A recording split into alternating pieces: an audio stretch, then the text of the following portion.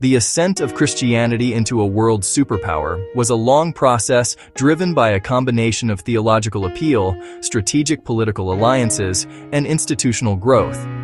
Its success was not due to a single factor, but to a complex interplay of internal development and external historical events over centuries.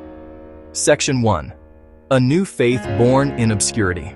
Today is 2025, 1011. Christianity began as something strange. It was a cult from a forgotten corner of a vast empire. Its founder had died the death of a common criminal. His followers were nobodies. Fishermen, tax collectors, provincial women barely noticeable to the powerful men who ran the world. Just one more superstition in a world full of them. Yet this tiny, despised movement would conquer the very empire that had executed its god. Its story is not simple. A long, complex tale across many centuries. Slow and unpredictable. No single event explains it. A unique combination of factors pushed it forward.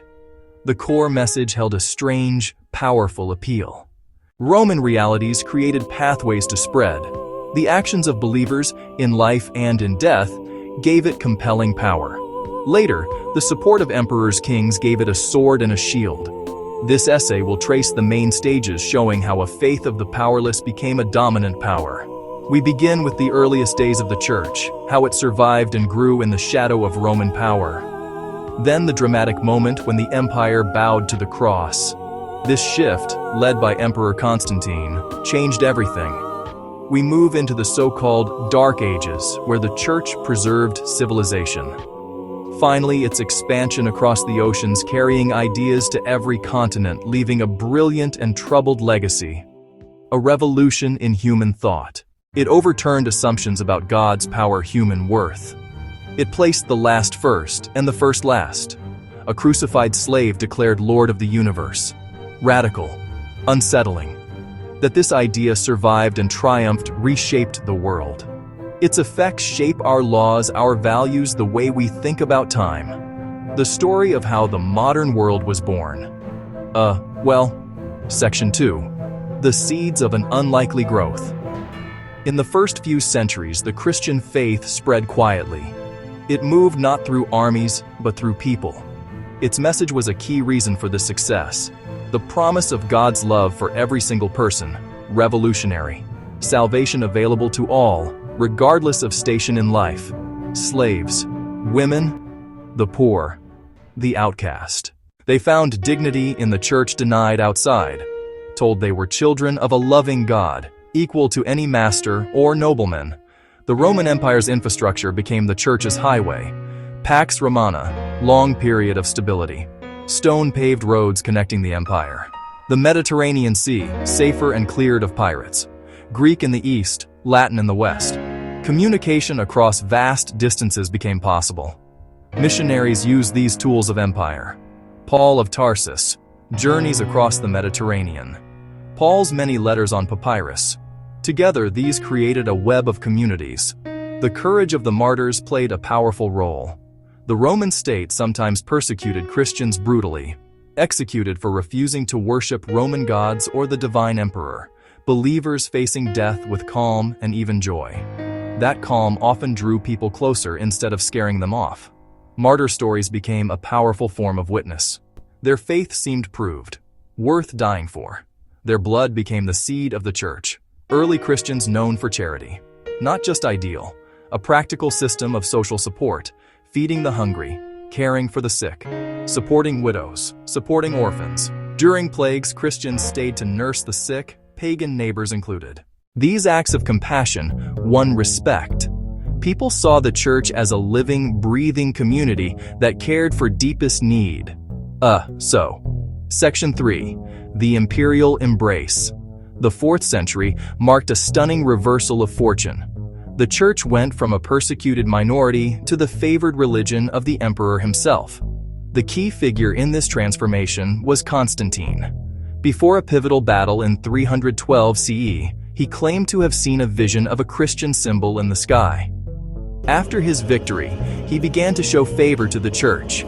He issued the Edict of Milan, which officially ended persecution and granted Christians freedom of worship. This was a monumental change. The power of the state, which had once been used to crush the faith, was now beginning to protect it. Constantine's support went far beyond simple toleration. He poured immense resources into the church. He funded the construction of magnificent basilicas in Rome. He funded the construction of magnificent basilicas in Jerusalem. He funded the construction of magnificent basilicas in his new capital, Constantinople. He gave bishops legal authority and privileges once reserved for pagan priests. He also sought to unify the church. When a major theological dispute arose over the nature of Christ, he summoned hundreds of bishops. They gathered at Nicaea in 325 CE. This Council of Nicaea, overseen by the emperor himself, aimed to establish a single, orthodox doctrine for the entire faith. The state was now not just protecting the church, but actively shaping its beliefs. The process culminated later in the same century. In 380 CE, Emperor Theodosius I took the final step. He made Nicene Christianity the official state religion of the Roman Empire. All other cults and heresies were outlawed. Pagan temples were closed. Their funds were often transferred to the church. What had begun as an obscure movement was now fused with the immense power and prestige of the Roman state. This imperial backing gave Christianity an unprecedented reach and authority. Bishops became powerful figures in cities across the empire. The cross became a symbol not of rebellion, but of official power. This alliance between the altar and the throne had profound consequences. On the one hand, it allowed the church to grow exponentially. Its message could now be spread through the official channels of the empire. On the other hand, it changed the character of the church itself. It became wealthier. It became more hierarchical. It became deeply entangled in politics. The line between being a Roman citizen and being a Christian began to blur. The faith had gained the world, but some worried that in doing so, it was beginning to lose its soul. The persecuted church was now becoming a persecuting one. Section 4. A New Order for a Fallen World. As the Western Roman Empire crumbled in the 5th century, a great power vacuum emerged. Political structures collapsed. Barbarian invasions brought chaos and uncertainty.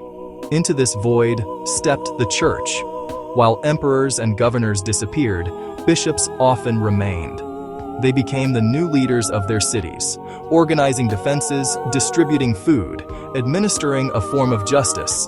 The church, with its organized structure and its educated clergy, provided a rare source of stability in a fractured world.